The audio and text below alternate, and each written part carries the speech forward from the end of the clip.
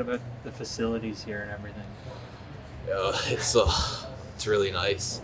Like no one's town. It's a pretty small town, so we don't really see anything like this. So yeah. Did you hear from any current Leafs players after getting drafted?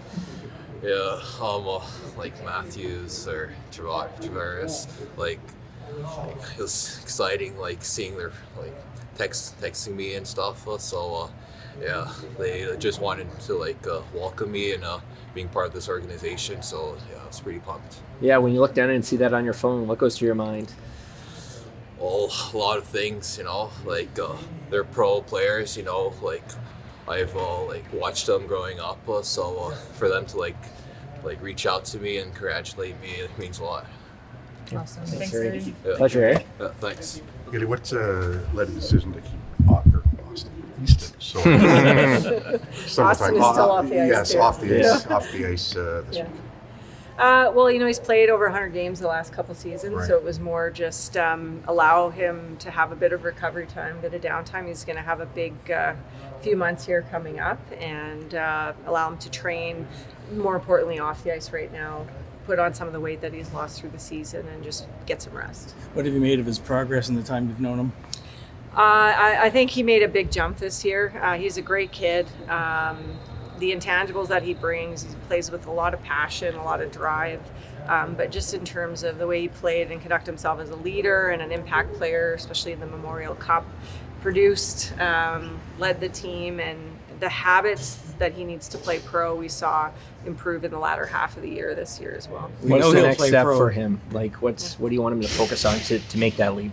I think the next step for Easton is the pro habits that we talk about. So in junior, you can get away with long shifts and lagging, not tracking back pucks, things like that. And we talk a lot with him about the things that will translate to being an everyday impactful pro player. So cleaning up those areas of the ice, being able to play on the inside, to play with pace day in and day out, and just to be physically strong so that when he comes in, he can handle the grind that it is. He was talking about the fact that he feels he's really improved from a puck management standpoint. And from your perspective, is that really what he needs to do to get to this level? Like, the skill set's there, but it's how you utilize the skill set?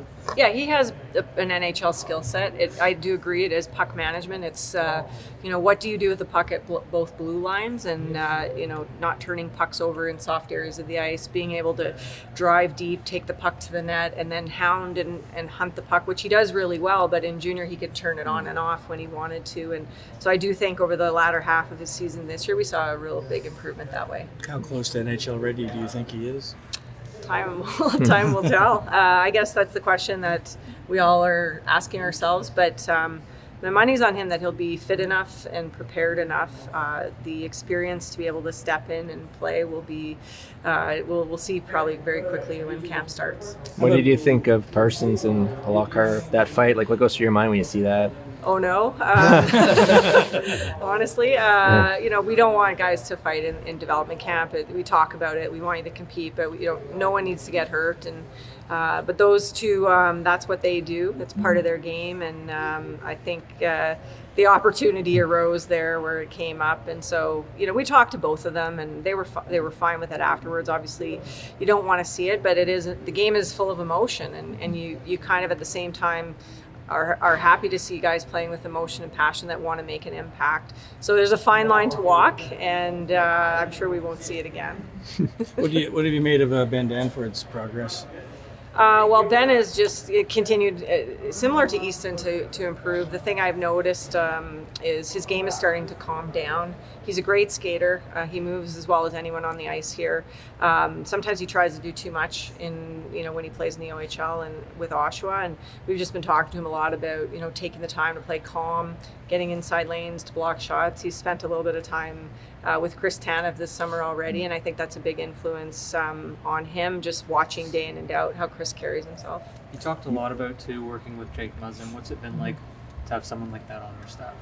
Well, I think for these players, they love and look up to the players that played.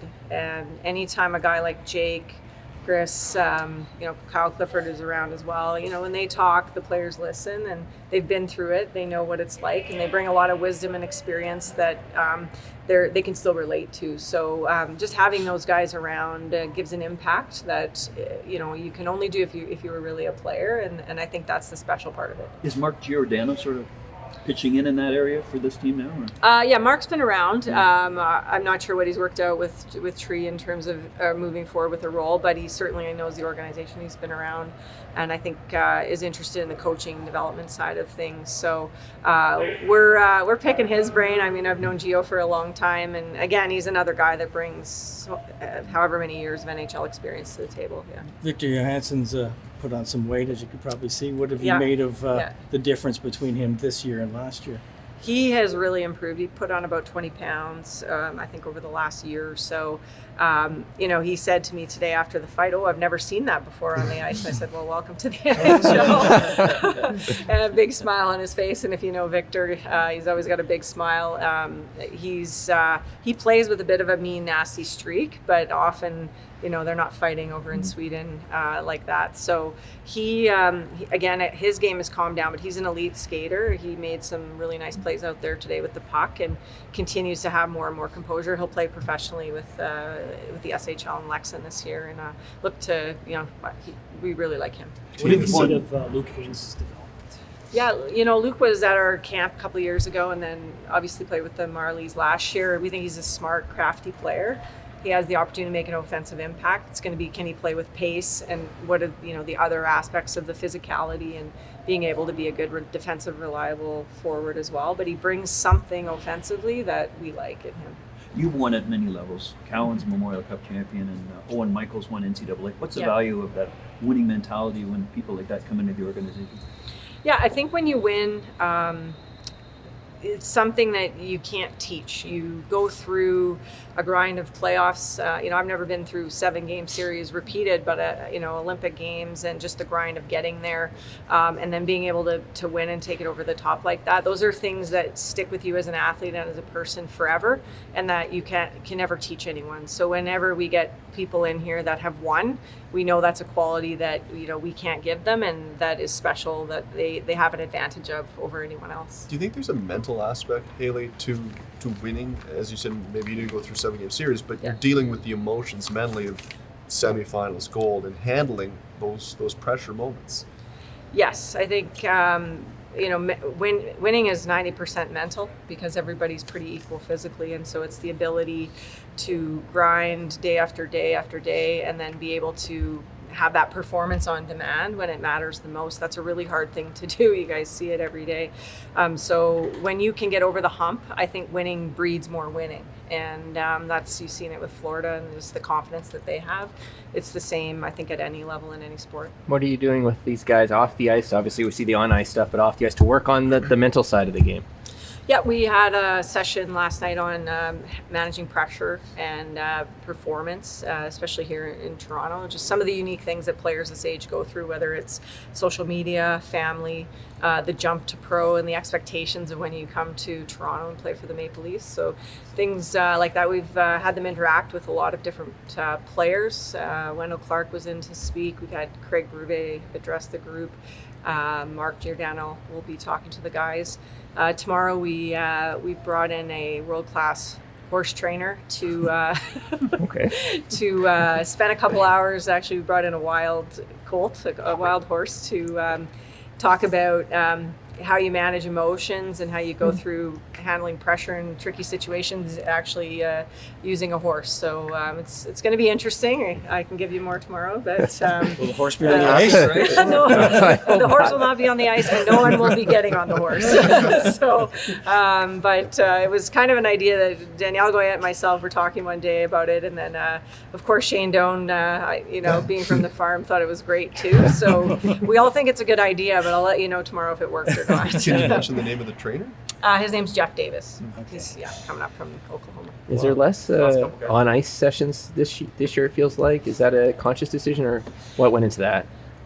So just in talking with Tree, we shortened the camp by, I think we at one point had it at 7, now it's at 5 days with 3 on ice.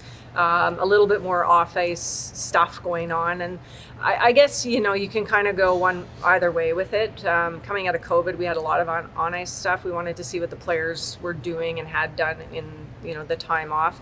Now it's a little bit more of an orientation. We take the time to educate, walk them through some on ice stuff, but obviously it's early in the summer. We don't want any injuries, and we don't really need to see high intensity games. So it's a fine line, but they're still hockey players, and at the end of the day, you have to play hockey too. Okay. Awesome. Thank you very much. Thank you, Okay, Haley. thanks, Appreciate it. guys.